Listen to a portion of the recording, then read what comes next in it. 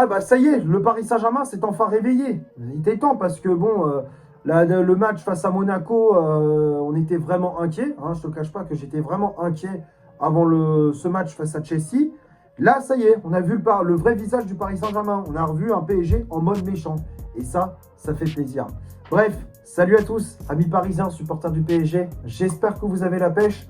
Moi, pour ma part, je vais très très bien. Je suis super content de vous retrouver pour un nouveau débrief. On va analyser ce choc qui opposait le Paris Saint-Germain à Chelsea, le vainqueur de la Ligue des Champions face au vainqueur de la Coupe du Monde des clubs.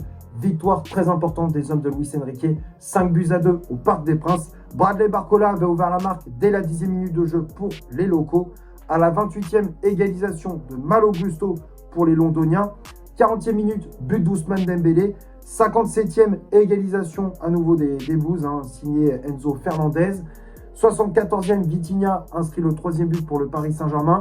86e, but de Vicha Kvaratskhelia. Et à la 94e, le Géorgien inscrit un doublé. Et grâce à ce succès, le Paris Saint-Germain a un pied en quart de finale de Ligue des Champions. Alors, on ne va pas s'enflammer. Il reste encore le match retour à Stamford Bridge. Et là, il faudra mettre les mêmes ingrédients, l'intensité, l'agressivité. Faudra être concentré du début jusqu'à la fin, pas avoir des passages à vide, un petit peu comme on a vu là dans cette rencontre. Là, il faudra être concentré de la première jusqu'à la dernière minute parce que Chelsea, ils n'ont pas dit leur dernier mot. Donc, il faut s'attendre à un gros match de leur part au match retour, enfin à Stamford Bridge. Avant que le débrief commence, on s'abonne à la chaîne si ce n'est toujours pas fait en cliquant sur le bouton s'abonner. On clique sur la petite clochette pour recevoir toutes les notifications dès qu'une nouvelle vidéo sort. On laisse un petit like et on lâche un petit commentaire en dessous de la vidéo. Bon, on va parler de ce qui s'est passé durant ce match face à cette équipe de Chelsea. Avant le coup d'envoi, je t'avouerai que j'étais pas vraiment serein. Quand on voit les dernières performances, les derniers matchs du Paris Saint-Germain, par moments, ça laisse un petit peu à désirer. On restait sur une défaite assez cinglante, 3-1 à domicile face à Monaco en championnat.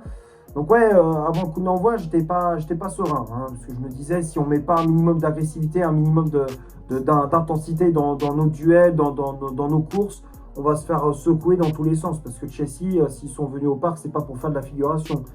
Et dès que le coup d'envoi était donné, ça y est, on a vu un PSG en mode guerrier. On mettait de l'agressivité, on allait au contact, on mettait la pression sur le but des Blues. Et on ouvre le score dès la 10e minute grâce à Bradley Barcola sur une action côté droit avec Dembélé qui adresse un très bon centre au second poteau pour João Neves qui remet de la tête pour Barcola qui contrôle et enchaîne avec une reprise de volée puissante. Barre transversale rentrante, ça tape la transversale avant de rentrer dans le but de Philippe Jorgensen. 1-0, Paris qui démarre très très bien ce match. On démarre ce match sur de bons rails. On démarre ce match sur la plus belle des manières, avec un magnifique but de Barcola. Ça fait plaisir de voir Barcola marqué en Ligue des Champions. Ça faisait plus d'un an, je crois. Le dernier but de Barcola en Ligue des Champions, je crois que c'était contre Brest en match de barrage. Donc ouais, Barcola qui retrouve le chemin du filet, ça fait plaisir. 1-0 pour Paris. Donc là, jusque-là, tout allait bien, mais comme d'habitude, on voit un PSG qui, dès qu'on ouvre le score, relâche un petit peu l'intensité, relâche la pression. On voit un PSG plus en mode gestion, comme d'habitude. Mais quand tu as seulement 1-0, quand tu mènes seulement 1-0, c'est pas suffisant. Tu peux pas te permettre d'être en mode gestion, surtout en début de match.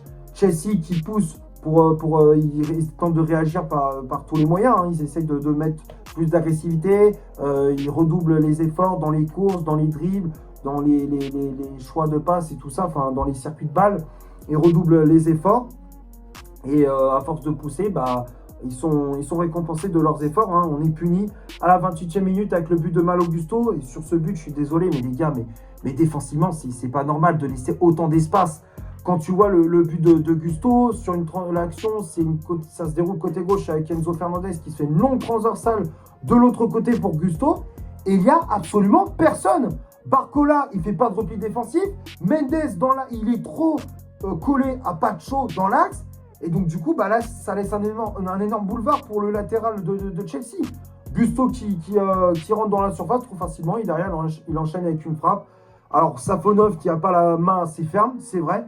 Mais pour moi, j'en veux pas spécialement à Safonov. Là, sur cette action, pour moi, c'est d'une part Bah, en premier, Mendes, parce que pour moi, il fait pas, son positionnement il est mauvais. Pourquoi tu demandes pourquoi il est dans l'axe à ce moment-là de cette action et pourquoi Barcola ne fait pas de repli défensif. Ça, je ne comprends pas. Pour moi, les deux sont fautifs. Barcola et Mendes sont fautifs sur le but de Gusto. Donc là, on se fait punir, un partout. Chelsea qui pousse pour mettre ce deuxième but. Ils se montrent de plus en plus dangereux avec des occasions de João Pedro, de Pedro Neto, de Cole Palmer. Ça, ils essaient par tous les moyens de mettre ce deuxième but. Et on a de la réussite, hein, c'est vrai, parce que bon, on a, comment dire, ça manque de précision dans la finition.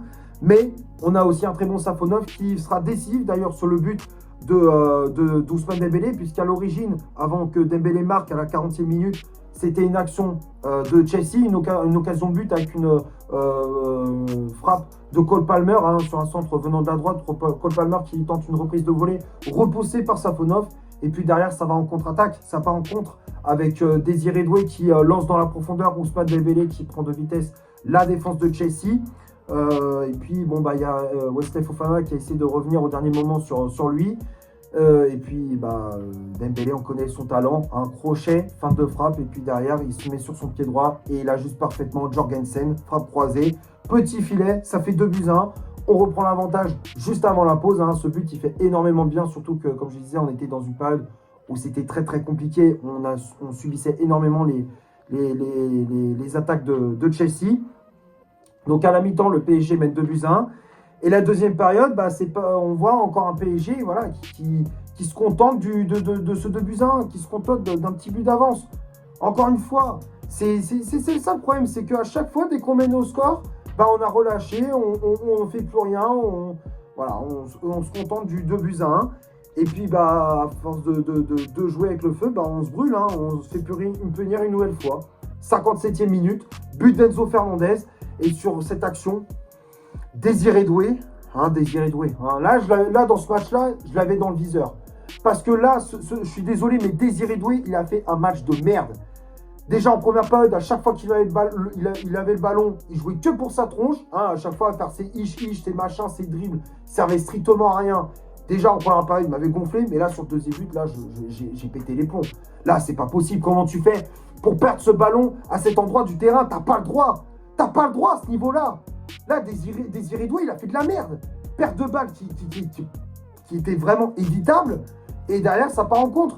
Pedro Neto qui accélère, qui prend de vitesse Désiré Doué, qui a essayé de revenir. Et puis le Portugais qui s'entre en retrait pour Enzo Fernandez dans la surface, qui n'a plus qu'à ajuster Matvei Safonov d'une frappe puissante du pied droit. Ça fait donc de partout, hein, Chelsea qui recolle au score. Donc là, on se dit, voilà, c'est bon, on va de nouveau plonger dans nos travers. Luis Enrique qui fait des changements avec les entrées de Kvaratskhelia, de Kangin Lee. C'est beaucoup mieux, hein, on ne va pas se mentir. L'entrée de Kvaratskhelia, elle nous a fait un bien fou. Tu regardes l'entrée de Kvaratskhelia, il y a plus de vitesse, plus d'agressivité, plus de hargne. Techniquement, c'est plus juste parce que Doué, comme je disais, il a fait de la merde. Et voilà, à force de pousser, avec l'entrée de Kvaratskhelia, on est poussé par la fraîcheur de nos remplaçants. On marque le troisième but, on reprend à nouveau l'avantage avec le but de Vitinha à la 74e sur un excellent pressing des Parisiens. Barcola qui intercepte le ballon dans les pieds de Jorgensen, une mauvaise relance du gardien de Chelsea. Et Kvaratskhelia qui reprend et qui sert Vitinha qui n'a plus qu'à ajuster Jorgensen d'un petit piquet, hein, l'homme magnifique, somptueux, de la part du milieu portugais. 3-2, donc on reprend l'avantage. Et puis voilà, ça y est, c'est parti. Paris qui était en mode rouleau compresseur dans ce dernier quart d'heure. Et là, 86e. Oh là là là là. Kvaratskhelia, quel but, les gars. Oh, le but de Vara, qu'est-ce qu'il est beau. À la 86e, le but, il est somptueux. L'action se déroule côté gauche. Kvaratskhelia qui reçoit le ballon. Il repique dans l'axe. Hein, il fixe la défense de Chelsea. Il repique dans l'axe. Il était entouré quand même de 4 joueurs. Et derrière, il enchaîne avec une frappe enroulée. Petit filet pour tromper Jorgensen.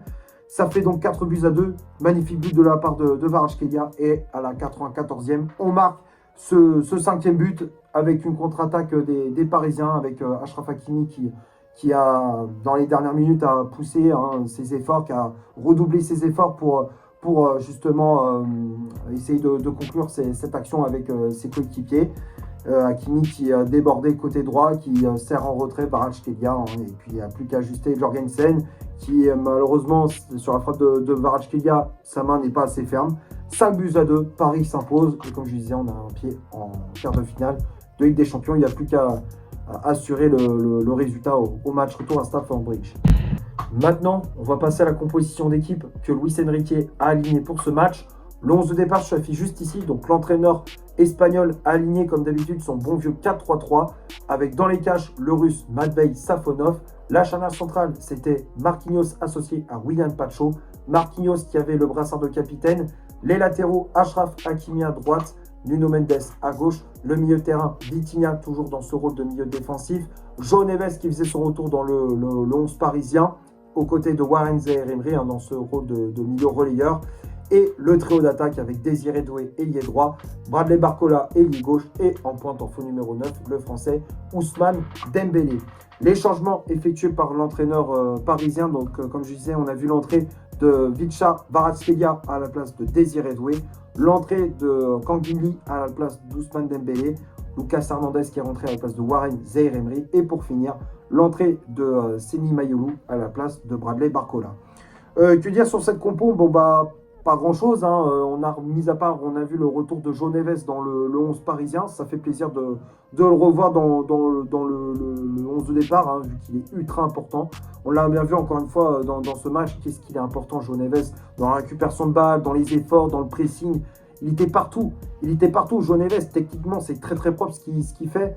Ouais, c'est dans les passes, les petits espaces, enfin les passes, les contrôles, enfin c'est d'une justesse, c'est impressionnant. Franchement, João Neves, il a fait un très gros match et il a montré qu'il était vraiment indispensable dans le milieu du Paris Saint-Germain. Après, bon bah le reste c'est du classique. On a revu le trio d'attaque, Barcola, Dembélé, Désiré Doué, la charnière centrale, Marquinhos, Pacho. Le reste, bon, à part ça, c'est du classique. Et puis bon bah les changements, bon bah c'est voilà, Luis Enrique, quand il a vu que son équipe n'était pas dans une bonne dynamique, n'était pas dans une grande forme, bah, il a fait rentrer les top players, hein, les joueurs comme Kvaratskhelia. Voilà, il a fait les changements qu'il fallait au meilleur moment du match, quoi. On va passer maintenant du côté des statistiques de cette rencontre. On va commencer par Paris Saint-Germain. Les Parisiens ont eu 58% de possession de balle, 8 tirs réalisés dans le match, dont 8 frappes cadrées, 587 passes, dont 518 de réussis, 42 duels gagnés, 14 fautes commises, 2 arrêts effectués par Matvei Safonov, 14 centres réalisés dans cette partie, 2 corners obtenus et 23 tacles réussis. Et du côté de Chelsea, 42% de possession de balle, 7 tirs réalisés dans le match, dont 4 frappes cadrées, 419 passes, dont 350 de réussis, 46 duels gagnés, 7 fautes commises, 3 arrêts effectués par Philippe Jorgensen, 6 centres réalisés dans le match, 3 corners obtenus et 20 tacles réussis. Donc quand on regarde les stats, bon bah la possession balle qui était pour le PSG, les occasions étaient quand même assez équilibrées. Ce qui a fait la différence, c'est l'efficacité dans la finition, hein. Contrairement à Chelsea, le PSG a été efficace, hein. 8 tirs, 8 frappes cadrées, 100% de frappes cadrées. Après, en termes de duels gagnés, bon, c'était un petit peu plus du côté de Chelsea. Ils ont quand même mis, comme je disais, de l'agressivité. Ils ont gagné pas mal de duels. Ils ont quand même fait un bon match, hein, les Blues, même si voilà, le score est lourd, mais ils n'ont pas fait un match dégueulasse. Et puis voilà, je pense avoir fait le tour pour les stats de ce match. On va finir la vidéo sur les tops et les flops de cette partie. Comme d'habitude, je les affiche juste ici. Alors, dans les tops, j'ai mis Matvei Safonov. Safonov qui, malgré les 2 buts encaissés, a été quand même rassurant sur sa ligne. Il a fait 2 gros arrêts devant Palmer et devant, je crois que c'était Pedro Neto, si je me souviens bien. Ouais, il a fait quand même un très bon match. Il a été rassurant sur sa ligne, même s'il est un petit peu fautif, hein, main pas assez ferme sur le premier but des Blues. Mais sinon, globalement, il a fait un bon match. Bon match de la part de Matvei Safonov. La charnière centrale, enfin la défense, Pacho, Marquinhos, j'ai préféré la prestation de Pacho par rapport à celle de Marquinhos. Marquinhos, il a quand même bien souffert, hein, dans son couloir, enfin que ça soit dans l'axe, même sur le côté droit pour pallier les espaces laissés par Achraf Hakimi. Marquinhos, il a quand même bien souffert, a souvent pris de vitesse par Pedro Neto. Ouais, c'était un match très compliqué, les relances étaient très moyennes. Pas un bon match de la part de Marquinhos, qui pour moi, comme je disais, je le mets dans les flops. J'ai préféré la prestation de Pacho qui a été plus solide, plus d'agressivité. Il a gagné quasiment tous ses duels. Très bon match de la part de l'Équatorien.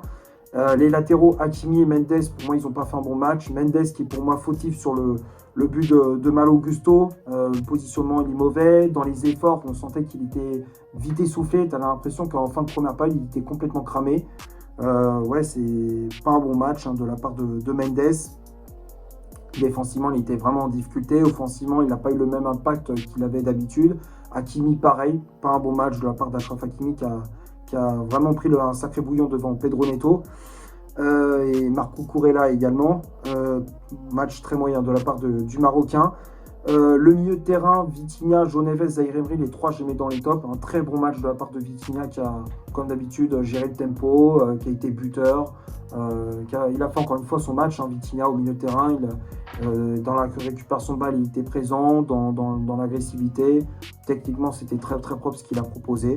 Encore une fois, un très bon match de la part de Vitinha. João Neves également, qui pour moi était le meilleur Parisien sur la pelouse. Quand on voit la prestation de João Neves, voilà, on comprend mieux pourquoi il est indispensable dans le 11 du PSG. Beaucoup d'agressivité, récupération très très haute, mettait du pressing, il n'a pas aménagé ses efforts. Franchement, il a été très très bon. João Neves, très impressionnant, passeur décisif sur le but de Barcola. Super match de João Neves. Zaïre Emery qui a été très bon aussi au milieu de terrain. Et puis le trio d'attaque, Doué, Doué, j'en parle même pas, il a fait un match catastrophique. Fautif sur le but d'Enzo Fernandez, la perte de balle qui est stupide. Beaucoup de déchets dans son jeu, des dribbles qui servaient strictement à rien. À chaque fois, il se compliquait la tâche tout seul. Au lieu de jouer simple, il se complique. Voilà, il veut tout le temps faire des dribbles. Il en fait toujours trop. Il en fait toujours trop. C'est ça qui est agaçant. C'est un joueur qui est très agaçant, Désiré Doué, pour ça. Je comprends pas. Au lieu de jouer simple, non, il faut qu'il fasse des gris-gris, il faut qu'il fasse des roulettes, des passements de jambes, des trucs qui sont complètement inutiles. Surtout que, voilà, pour fluidifier le jeu, c'est pas ce qu'il faut. Donc, ouais, Doué, il a fait un match pourri. Ça a été l'un des pires Parisiens sur la pelouse. Barcola, très bon match de la part de Bradley Barcola, qui a été buteur, passeur décisif. Ouais, super match de la part de Barcola. Enfin, un match référence en Ligue des Champions pour Barcola. Et Dembélé aussi, qui a été encore une fois très très bon, un buteur. Dans le pressing, il était là, de l'agressivité. Franchement, ça fait plaisir de voir un Dembélé au top de sa forme. Et puis les remplaçants, ils ont fait une excellente entrée également. Kvaratskhelia, c'était la cerise sur le gâteau. Kvaratskhelia, 2 buts, passeur décisif sur le but de Vitinha. Franchement, incroyable. Entrée de Kvaratskhelia, incroyable. Kangini qui a fait une bonne entrée. Enzo Fernandez, Lucas Hernandez, pardon, qui est rentré et qui a été correct. Et puis Mayolou aussi, qui a fait une bonne entrée au milieu de terrain. Voilà, je pense avoir fait le tour pour ce Paris Saint-Germain-Chelsea. J'espère que le débrief vous aura plu. On se retrouve pour une prochaine vidéo. C'était Loïc. Ciao et allez Paris.